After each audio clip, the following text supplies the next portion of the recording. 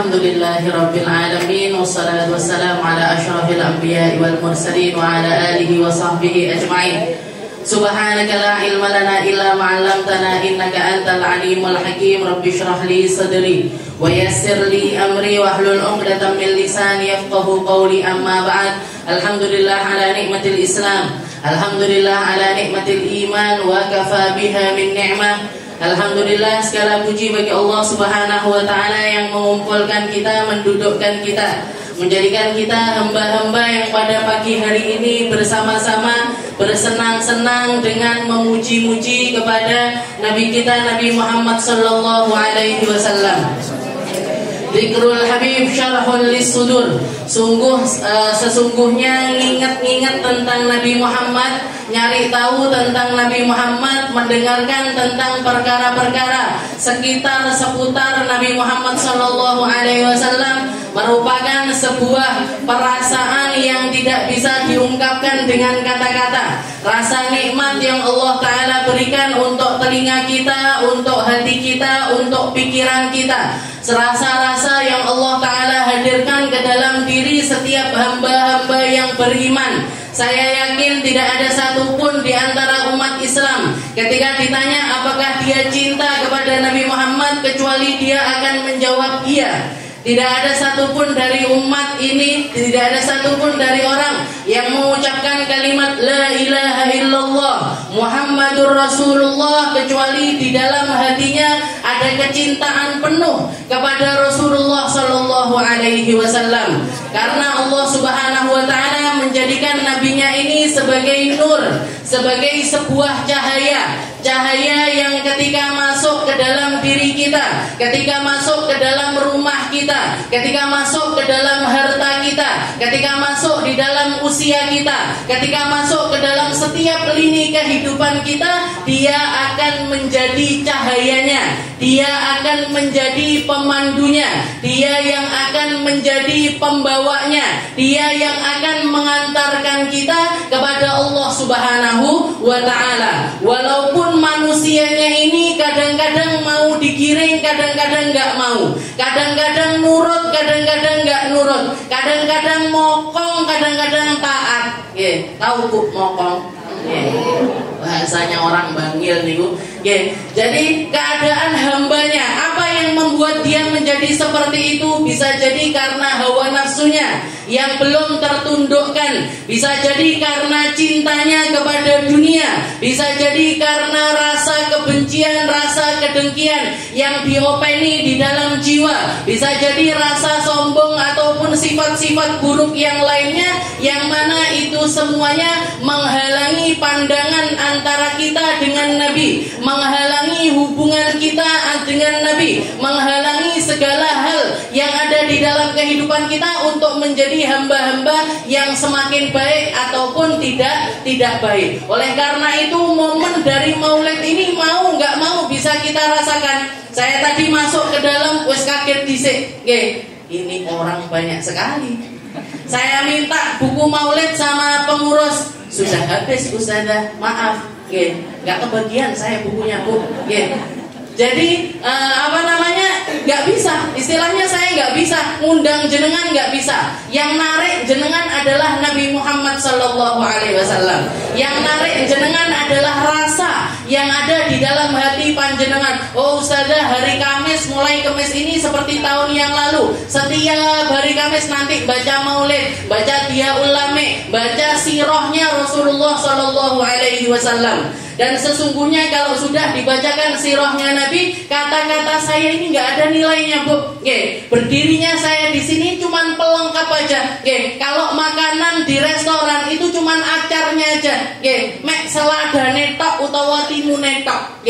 Kalaupun misalkan nggak dimakan itu biasa. Makanan pokoknya adalah Maulid. Makanan pokoknya adalah apa yang tadi kita baca. Semua hal yang berkaitan dengan Rasulullah sallallahu alaihi wasallam. Dan salah satu tanda umat ini ada di dalam hubungan yang baik, lingkungan ini ataupun umat ini ada di dalam ketauhidan yang benar, di dalam akidah yang benar, di dalam syariat yang benar, itu bisa kita lihat bagaimana alaqah mereka, bagaimana hubungan mereka dengan pujian-pujian kepada Rasulullah Sallallahu Alaihi Wasallam. Kalau umat ini masih muji-muji Nabi, kalau umat ini masih bacakan sirah-sirahnya Nabi, kalau umat ini masih ada di dalam kerinduan yang nyata kepada Rasulullah Sallallahu Alaihi Wasallam, maka ketahuilah bahwasanya umat ini masih ada di dalam perkara yang baik, masih ada di dalam hubungan yang benar, talinya itu masih lurus, jalannya itu masih lurus, jembatannya itu belum roboh, dia masih besar harapannya untuk selamat dan terselamatkan, masih besar harapannya untuk menjadi baldatun thayyibatun wa rabbun ghafur. Kalau negeri-negeri yang baik, kalau kampung-kampung yang baik, kalau desa-desa yang baik, bukan cuman baik secara finansial, bukan cuman baik secara ekonomi, bukan cuman baik secara pembangunan, tapi baik di mata Allah, baik di sisi Allah, baik di dalam hubungannya kepada Rasulullah Sallallahu Alaihi Wasallam. Ini bisa jadi tolok ukur, Bu. Ini bisa jadi tolok ukur. Makanya ketika saya melihat panjenengan antusias untuk membaca maulid, diundang baca maulid, jenengan bersemangat. Oh, aman ini. Aman, insya Allah ini aman. Akidah kita ini terselamatkan, kehidupan kita ini terselamatkan. Tinggal hubungan masing-masing di antara kita, hubungan masing-masing antara kita dengan Allah, hubungan masing-masing antara kita dengan Rasulullah, hubungan masing-masing antara kita dengan hamba-hamba solehnya Allah Subhanahu wa ta'ala. Ini personal sifatnya. Tapi kalau secara umum, kita ini bisa diharapkan selamatnya bareng-bareng. Kita ini bisa maju di hadap, pede lah Bu kalau orang segini maju kepada Rasulullah Sallallahu Alaihi Wasallam. Ya Rasul, niki lo ya Rasul, kita istiqomah selama bulan maulid, baca karangannya orang soleh, baca sirahnya panjenengan, dengan harapan hati kita semakin nyambung, dengan harapan hati kita ini semakin ada punya ikatan yang kuat, semakin kuat dan semakin kuat, sehingga tali yang jenengan ulurkan ini kami menyambutnya dengan genggaman tangan yang kuat juga. Itu harapannya kita. Tinggal nanti personal kita masing-masing. Ada di antara kita yang masih belum bisa ninggalkan maksiat, ada di antara kita yang belum bisa ninggalkan riba, ada di antara kita yang belum bisa ninggalkan pandangan-pandangan yang haram, ada di antara kita yang pekerjaannya masih nyampur antara yang baik dan yang tidak baik. Masih banyak maksiat-maksiat yang kita lakukan. Itu hubungannya adalah tentang personal kita. Dan sungguh Bu, duduknya kita, bacanya kita sirah, apa yang kita baca ini bukan cuma dilakukan oleh umat pada zaman ini, tapi sudah dilakukan bahkan mulai dari zamannya Nabi kita Nabi Muhammad Sallallahu Alaihi Wasallam. Di zaman setelahnya Nabi, yang dikatakan sama Rasulullah Sallallahu Alaihi Wasallam, kalian ini kalau mau tetap selamat, maka berpeganglah dengan Al-Quran, berpeganglah dengan Al-Hadis, dan berpeganglah dengan khulafa'ur rasyidin min ba'di, dengan para pengganti-penggantiku, Sayyidina Abu Bakar, Sayyidina Umar, Sayyidina Utsman, Sayyidina Ali. 4 orang khulafa'ur rasyidin ini, katanya Nabi Muhammad, ghaddu alaihim bin nawajid, gigit pakai gigi geragammu. Gigit dengan gigi gerahammu. Maksudnya apa? Jadilah kamu ini orang-orang yang berpegangan dengan 3 hal ini tadi: Al-Quran, As-Sunnah, dan juga apapun yang dilakukan oleh para khulafaur rasyidin, murid-murid utamanya Nabi, alumni pertama dari madrasah nubuwah, murid alumni pertama yang keluar dari madrasah didikannya Rasulullah Sallallahu Alaihi Wasallam. Istilahnya mereka berempat ini dapat sertifikat dari Nabi Muhammad, sudah bisa istilahnya sudah bisa dipegangi. Apapun yang mereka lakukan pasti benar. Apapun yang mereka lakoni, bisa dijadikan panutan. Sayyidina Abu Bakar, Sayyidina Umar, Sayyidina Utsman, dan juga Sayyidina Ali. Di zaman Sayyidina Umar bin Khattab, di zaman Sayyidina Umar bin Khattab, beliau mengizinkan Amirul Mukminin Sayyidina Umar menyediakan di masjidnya Nabi Muhammad satu kursi yang boleh, yang hanya diizinkan duduk di kursi tersebut adalah Sayyidina Tamim Ad-Dari ataupun juga Sayyidina Hasan bin Thabit. Siapa dua orang sahabat ini? Tamim Ad-Dari dan juga Sayyidina Hasan bin Thabit ini dua orang yang paling pintar di dalam merangkai kata-kata untuk menceritakan tentang apapun yang mereka ketahui tentang Rasulullah Shallallahu Alaihi Wasallam. Kalau jenengan tahu, salah satu syuara, salah satu penyair paling terkenal di zaman Nabi Muhammad adalah Sayyidina Hasan bin Thabit. Sayyidina Hasan bin Thabit ini yang qasidahnya sampai sekarang ini seringkali dilantunkan di mana-mana. Wa ajmalu minka wa ajmalu minka lam talidin nisa'u wa ahsanu minka lam taraqattu aina wa ajmalu minka lam talidin nisa'u khuliqta mubarra'an min kulli aibin ka'annaka khuliqta kama tasha'u. Katanya Sayyidina Hasan, wahai Nabi, sungguh yang seindah engkau belum pernah dilihat mata. Gak akan pernah lagi ada mata-mata yang mampu melihat manusia sesempurna jenengan ya Rasul. Wa ajmalu minka lam talidin nisa'u. Yang pernah dilahirkan oleh perempuan gak ada yang sesempurna dirimu.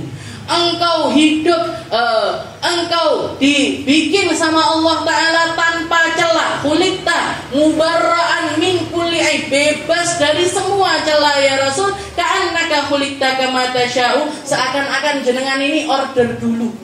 Sebelum dilahirkan sama Allah Ta'ala itu order. Ya Allah, nyuwun mata yang gini. Ya Allah, minta pipi yang kayak gini. Ya Allah, minta hidung yang kayak gini. Kulitnya yang putih-putih kemerahan ya Rasul. Rambut, ya Allah, rambutnya yang gak usah keriting banget, gak usah lurus sekali tapi ngandai-ngandai. Ya Allah, kayak order. Ada di antara kita yang order sama Allah Ta'ala. Sebelum lahir nulis surat, Gusti, kula nyuwune koyok ngeten. Lek gak ngeten gak. Kalau nggak kayak gini nggak mau, nggak usah lahir aja sekalian. Malu saya punya hidung pesek, malu saya punya pipi cabi, malu saya punya gigi nggak rapi, malu saya nggak ada. Lahir nih lahir aja. Lahir dengan apa yang kita, dengan fisik kita yang sekarang ini. Cuma Nabi Muhammad Sallallahu Alaihi Wasallam yang diciptakan oleh Allah Ta'ala begitu sempurnanya. Jadi bahkan banyak sekali dari para sahabat yang memuji-muji, nggak laki, nggak perempuan. Sayyidah Sofiyah ammatun Nabi, bibinya Nabi, sering kali muji-muji Nabi. Pamannya sendiri, pamannya Nabi Sayyidina Abbas, di dalam perjalanannya pulang dari perang Tabuk, katanya beliau kayak kita, kalau lagi di mobil timbangannya nganggur-nganggur, gibah nggak karu-karuan. Kalau nganggur jenengan ngapain biasanya di mobil ini? Ngomong iki, dulurmu sing kilong ini. Yang temanmu yang itu gini. Nah, sini. Maka daripada kayak gitu, daripada ngomongin kayak gitu, maka kita biasanya nyetel musik. Nyetel musik. Kalau yang senengnya sholawatan ya disetelnya sholawatan. Yang sukanya dangdutan ya nyetelnya dangdutan. Terus pokoknya sesuai dengan hobinya masing-masing. Sayyidina Abbas ini perjalanan pulang di atas kendaraan bersama Nabi Muhammad. Beliau mengatakan, ya Rasul, pamannya dengan usia yang jauh di atas, dia istilahnya seumuran tapi lebih tua daripada Rasulullah SAW. Di usia yang sepuh, ngomong sama Nabi Muhammad, ya Rasul, manggilnya ya Rasul, bukan ponakanku, bukan.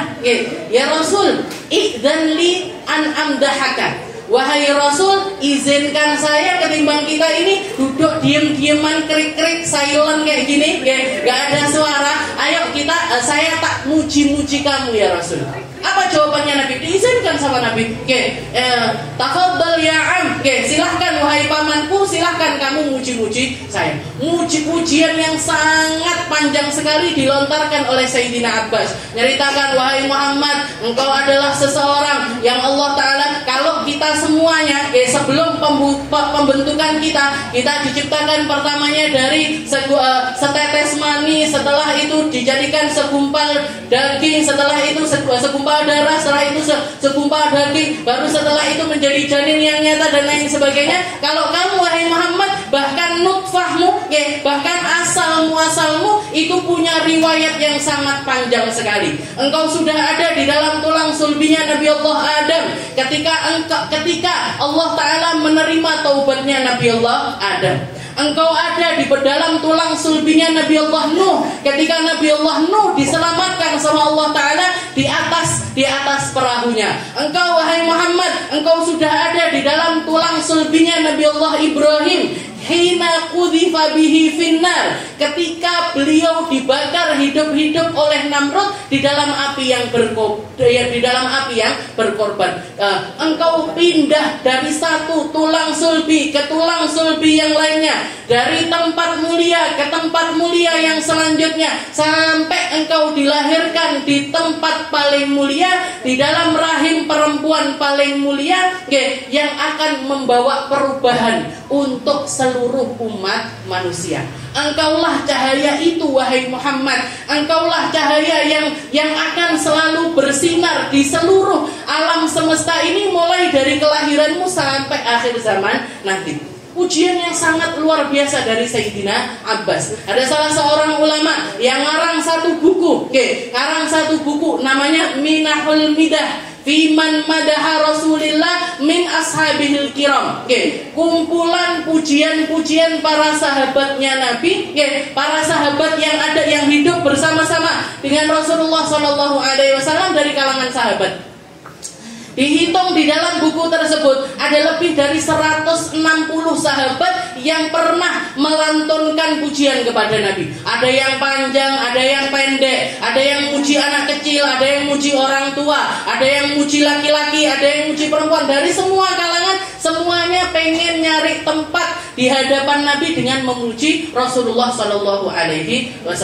Makanya Bu, kalau sudah bulan Maulid seperti ini, ketika para pecinta naik, ketika orang-orang yang memiliki cinta kepada Rasulullah itu mengekspresikan rasa cintanya, bikin maulid di sana, bikin maulid di sana, bikin perayaan di sana, bikin perayaan di sana, bikin lomba-lomba maulid, bikin khitanan massal maulid, bikin bazar maulid, semuanya dilabeli maulid. Semua ini menunjukkan kalau apa? Ini orang-orang para pecinta ini, kelompok-kelompok yang punya sambungan luar biasa kepada Rasulullah SAW, mengekspresikan cintanya dengan kecintaannya, maka biasanya muncul juga ini para pembenci dengan kebenciannya. Para pembenci, orang-orang yang gak senang dengan kumpulan-kumpulan semacam ini, yang gak selera dengan hal-hal semacam ini, yang gak setuju dengan perkara-perkara semacam ini, biasanya muncul nih. Jadi kalau ada orang bikin perayaan, jangan lihat kolom komentarnya itu, di Instagram, di YouTube, keluar ada orang yang muji-muji Nabi, di bawahnya musyirik ini, bid'ah, apa malin, sesat dan lain sebagainya.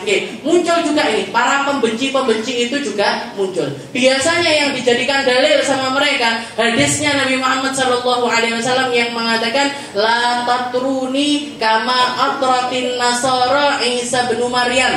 Jangan kalian memuji aku sebagaimana orang-orang Nasrani ini memuji Sayyidina Isa ibnu Maryam. Sayyidina Isa putra dari Maryam. Jangan kalian memuji aku. Biasanya diketok di situ.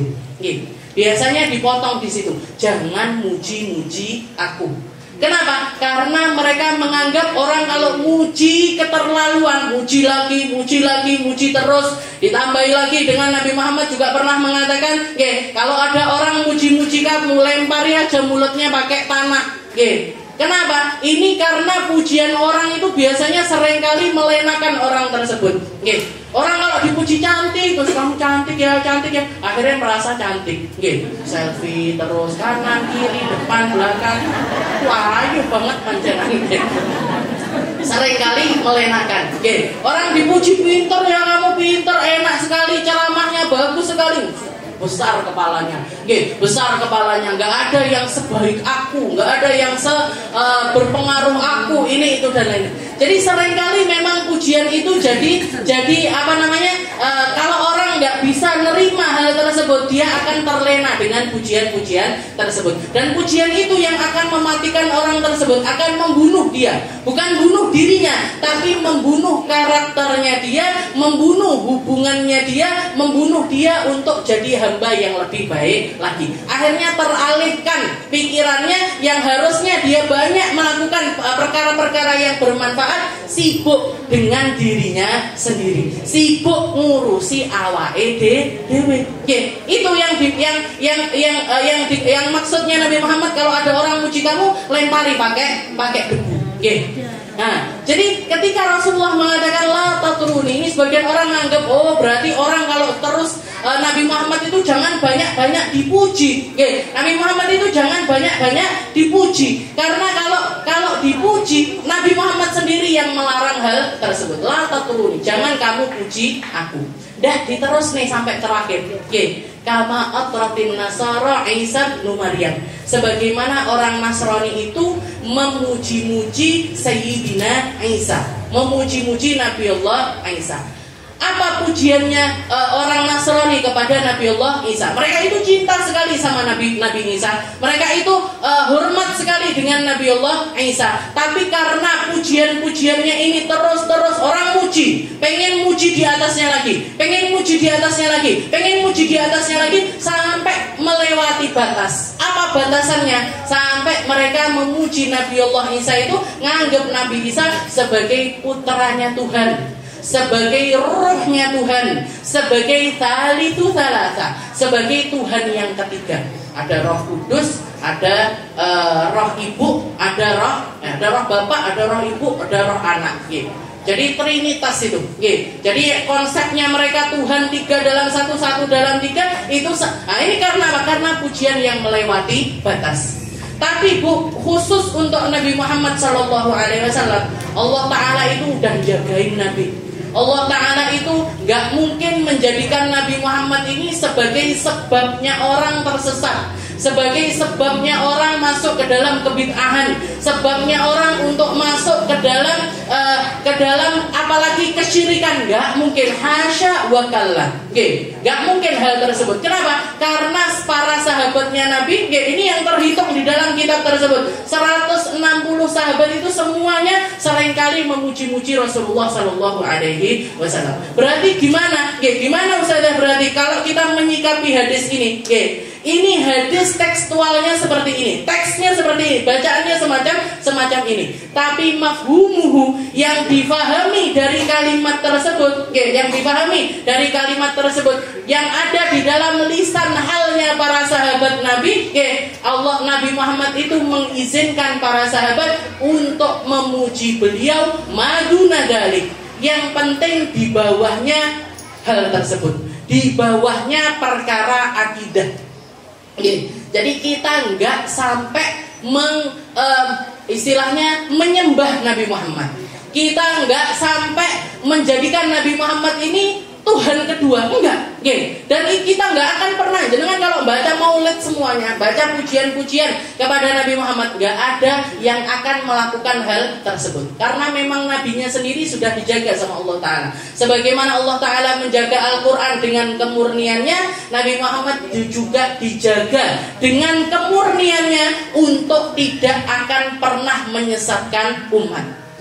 Maka silahkan muji Nabi sebanyak mungkin, silahkan bersalawat kepada Nabi sebanyak mungkin. Dan sebenarnya kalau kita mau pakai logika, apa faedahnya pujian kita ketika Allah Ta'ala sudah memuji Nabi Muhammad dengan sekian banyaknya pujian di dalam Al-Quran.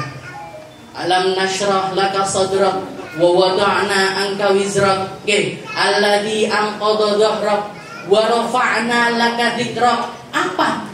Kita muji. Kalau kita muji Nabi ini efeknya apa? Tapi Allah Ta'ala sudah banyak sekali memuji-muji Nabi Muhammad. Ya Muhammad, hatimu sudah aku lapangkan, bebanmu sudah aku angkat. Kami angkat namamu setinggi-tingginya wahai Muhammad. Wa rafa'na laka dzikrak. Kami angkat namamu, penyebutanmu ini setinggi mungkin wahai Muhammad. Orang yang akan paling banyak dipuji manusia Nabi Muhammad. Di masa apapun, di zaman apapun, di tempat manapun, manusia paling banyak dipuji adalah Nabi Muhammad SAW. Saya yakin kalau misalkan ada akun Instagram, akun Instagram centang biru, namanya Muhammad Sallallahu Alaihi Wasallam, itu followernya mesti paling nomor 1. Followernya pasti paling banyak sendiri. Kenapa? Rafa'na laka dzikra. Telah aku angkat penyebutanmu wahai Muhammad. Dan lain sebagainya. Wa innaka la'ala khuluqin 'adzim. Wahai Muhammad, sungguh kamu ada di atas akhlak yang paling mulia. Qad nara taqalluba wajhika fis sama falan walliyannaka qiblatan tardaha fawalli wajhaka syatral masjidil haram. Kamu ngelongok-ngelongok ke atas langit wahai Muhammad, nyari-nyari, nunggu-nunggu wahyu datang, nunggu-nunggu perintah dari Allah Ta'ala untuk datang. Dan yang kamu tunggu adalah ketika Allah Ta'ala memerintahkan kamu untuk mindahkan arah kiblat dari Masjidil Aqsa menuju Masjidil Haram. Fawalli, maka silahkan palingkan wajahmu. Yang pertama kiblatnya umat Islam itu di Masjidil Aqsa, silahkan palingkan menuju ke dalam Masjidil Haram. Maka ayo kita ekspresikan semampu kita, Bu. Bikin maulid mau besar mau kecil itu gak masalah. Yang penting adalah hubungan kita dengan Rasulullah Sallallahu Alaihi Wasallam di rumah-rumah kita, di majelis-majelis kita, di pesantren-pesantren kita, di tempat-tempat yang kita ada komunitas di situ. Ayo masukkan di dalamnya perkara-perkara tentang Rasulullah Sallallahu Alaihi Wasallam. Untuk apa? Untuk memastikan bahwasanya umat ini terus ada di dalam keadaan yang baik, terus ada di dalam golongan yang Allah Ta'ala ridho atas mereka. Karena hal semacam ini seperti para sahabat memuji-muji Nabi, para tabi'in muji-muji Nabi, para a'immatul ummah, para ulama-ulama, bahkan pemimpin dari ulama semacam Imam Syafi'i, semacam Imam Ahmad bin Hanbal, madhab Hambali, di mana mereka berdua ini juga adalah selain ulama juga para penyair. Imam Syafi'i itu punya satu kitab namanya Diwan Asy-Syafi'i. Diwan sama kayak Habib Abdullah bin Alawi Al-Haddad punya karangan kitab. Saya punya kitabnya. Jadi tebal segini, isinya syairnya Imam Syafi'i, isinya syairnya Habib Abdullah bin Alawi Al-Haddad. Dan mayoritas dari syair itu adalah tentang pujian kepada Rasulullah Sallallahu Alaihi Wasallam. Jangan pengen saya bisanya mantun Ustazah, bikin pantunnya tentang Nabi. Saya bisanya bikin puisi, Ustazah, bikin puisi tentang Nabi. Saya bisanya bikin gelaran-gelaran. Silahkan bikin gelaran-gelaran, tapi semuanya labeli dengan kecintaan kepada Rasulullah Sallallahu Alaihi Wasallam. Mungkin kita semuanya diselamatkan. Mungkin hati kita semuanya dibebaskan dari setiap kebencian kepada hal-hal yang enggak baik, dari hal-hal yang enggak benar, agar semuanya ini bisa membawa kita untuk punya tali yang lebih kuat kepada Rasulullah Sallallahu Alaihi Wasallam. Dan mungkin kita semuanya jadi orang-orang yang semakin dekat sama Nabi, semakin kenal sama Nabi, semakin cinta kepada Nabi, semakin rindu kepada Nabi, semakin pengen kumpul, ngasih nikmatnya telinga, ngasih nikmatnya mata, ngasih nikmatnya lisan, ngasih nikmatnya kaki, ngasih nikmatnya tangan, untuk semuanya tersambung dengan Rasulullah Sallallahu Alaihi Wasallam. Dan semoga apa yang kita lakukan ini jadi pertanda kalau kita ini pengen jadi orang baik, jadi pertanda kalau kita ini pengen taubat dengan taubat yang benar, jadi pertanda kalau kita ini pengen selamat dunia akhirat, jadi tanda kalau kita ini pengen bahagia di dunia, pengen bahagia juga di akhirat, pengen nikmati dari air minum telaga Rasulullah Sallallahu Alaihi Wasallam, pengen diladeni sama Nabi dari tangan mulia beliau, atau dari tangan Sayyidah Fatimah Zahra, atau dari tangan Sayyidah Aisyah Ridha, atau dari tangan Sayyidah Khadijatul Kubra, atau dari tangan Sayyidah Maryam, atau dari tangan Sayyidah Asia, dari tangan para perempuan-perempuan mulia, untuk menjadi wasilahnya Allah Ta'ala ngeladeni orang-orang yang beriman. Setelah panjangnya kesabaran mereka di dunia, semoga mereka di akhirat diizinkan untuk nikmati perkara-perkara yang mulia. Kita, anak cucu kita, orang tua kita, semua orang yang kita sayangi, semoga masuk di dalam golongan para pecinta bukan pembenci. Masuk di dalam golongan orang-orang yang memuji bukan yang mencaci. Masuk di dalam golongan orang-orang yang hatinya itu, lisannya itu terbersihkan dari perkara-perkara yang kotor, dari perkara-perkara yang tidak baik. Dan semoga kita, anak cucu kita, orang tua kita, semuanya dimasukkan di dalam golongan orang-orang yang selamat. Selamat di dunia, selamat di alam kubur, selamat sampai ketemu sama Allah Subhanahu wa taala. Ala hadhihi niyyah wa ala kulli niyatin salihah wa ila hadratin Nabi Muhammad sallallahu alaihi wasallam bisirril Fatihah.